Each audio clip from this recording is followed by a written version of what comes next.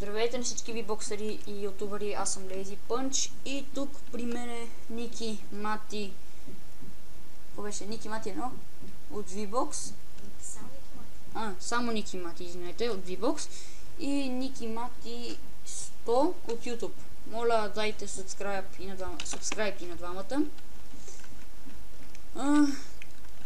Това е магазин, който е направен в Minecraft. Ще ви хареса. Ето, и така се пуска един вилиджър. Цъкате дясно копче и виждате какво той продава, т.е. какво предлага. Ако не ви харесва, просто цъкате това, той магически изчезва. Така, механизмът е уникално прост. Сега ще ви го покажа. Ето вижте, два пистона, които при активиране на бутона, те се дърпат и освобождават два камъка. Ето тук и вилиджерите умират. Практически. Тоест фактически. Ето, вижте. Ето вижте ли вилиджера. Пам! И той пада в лава и просто умира. Не. А тук, както да ви покажа как се спамват, ето това бутонче. Бутончето е тук с този много прост механизъм. Можете да го сложите.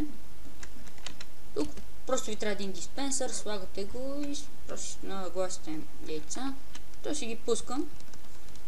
Както виждате, механизмът е много прост. И това мисля, че иска да ви покажа. Плюс един урок, който забравих да ви покажа в туториала на самата игра. Можете да получавате XP от паяне на материали. Примерно, цяло да намеря за диамантите.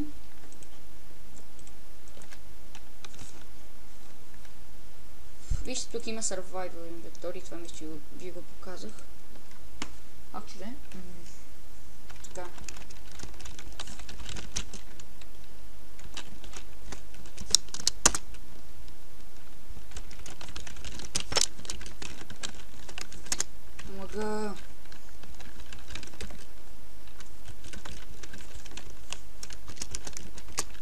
И ето, сега ще ги поставя тези оре. Това, нали. И виж сега. Не само, че взимате диамант, но и HP-то ви се увеличава. И така може да си купаете и да си дигате левел. И да си събирате диаманти. Какво иска да... да. Така... От създателите на играта видях един нов апдейт, също, който ти покажа в другия туториал на Minecraft. Довиждане, разбрахте, ако гледате клипа от YouTube, моля дайте subscribe на моят и на Ники Мати 100 профила.